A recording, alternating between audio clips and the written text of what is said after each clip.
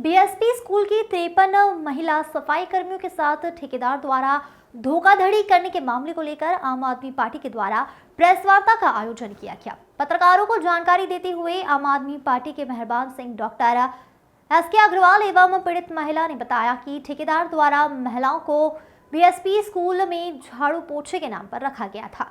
बदले में 5,000 रुपए महीना देने की बात की गई थी, लेकिन महिलाओं को मेहनताना के रूप में मात्र 2,500 रुपए देकर 7 महीने कार्य करवाया गया। यही नहीं, ठेकेदार ने महिलाओं का खाता खुलवाकर उन सभी महिलाओं के एटीएम को अपने पास रखा है। जब तक महिलाएं कुछ समझ पाती तब तक ठेकेदार पैसा लेकर चंपत हो गया। मामले की शिकायत पीड़ित महिलाओं ने कई थानों पर की है, जहां साथ साथ आईजी और एसपी को भी बताया गया, लेकिन नतीजा कुछ नहीं निकला। अंत में महिलाओं को माननीय दुर्ग न्यायालय का दरवाजा खटखटाना पड़ा। 1 मार्च को माननीय न्यायालय में महिलाओं के पक्ष में फैसला सुनाया गया। वहीं आरोपी ठेकेदार के खिलाफ मामला दर्ज कर लिया गया और उसे आरोपी करार करते हुए 420 का केस दर्ज कर लिया गया। दीपमाला सन्ना की रिपोर्ट। एक धोखाधड़ी का मामला था। इसमें 52 महिलाएं जो दुर्ग बघेरा के निवासी थी, इन्होंने बीएसपी स्कूल में झाड़ू पोछा साफ सफाई का काम किया।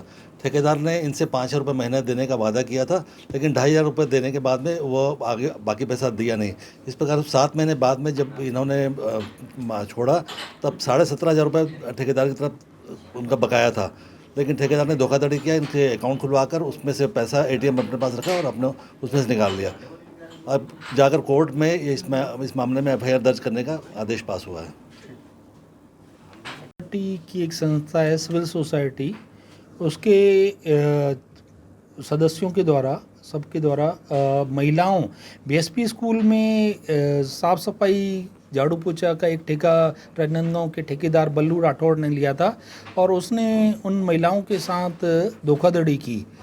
लगभग 10 लाख रुपए की धोखाधड़ी की। 5,000 रुपये मौखिक उनको वेतन देने की बात की और 2,500 रुपये नगद दिए। 7 महीने तक काम करवाया।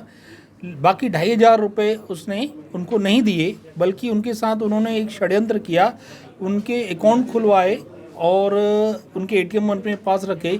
अकाउंट में मिनिमम वेज डाल करके 9,000 डाल करके एटीएम से निकाले। अकाउंट नांदगांव की बंधन बैंक में खुला। यहाँ कर्मी आकर के यहाँ पे अकाउंट खोला उसने, और इससे ये प्रमाणित हो पाया कि उसने नांदगांव में अकाउंट में पैसे डाले और नांदगांव के अकाउंट से पैसे निकाल लिए। इसके लिए महिलाएं श्रम विभाग गई, वहाँ धक्के खाई उन्होंने। पुलिस विभाग के पास गए। भूषण इक्का जो थाना प्रभारी कोतवाली थाना प्रभारी थे, उन्होंने ठेकेदार के साथ मिली भगत करके इस मामले को रफा दफा किया। माननीय न्यायालय ने अपने आदेश में इसका जिक्र किया है कि उन्होंने ठेकेदार के साथ मिली भगत करके इनको प्रताड़ित किया और मामले को रफा दफा किया। इन्होंने 155 काट के दिया। पुलिस अहस्तक्षेप योग्य मामला, जिसमें प्रार्थी के सिग्नेचर नहीं है।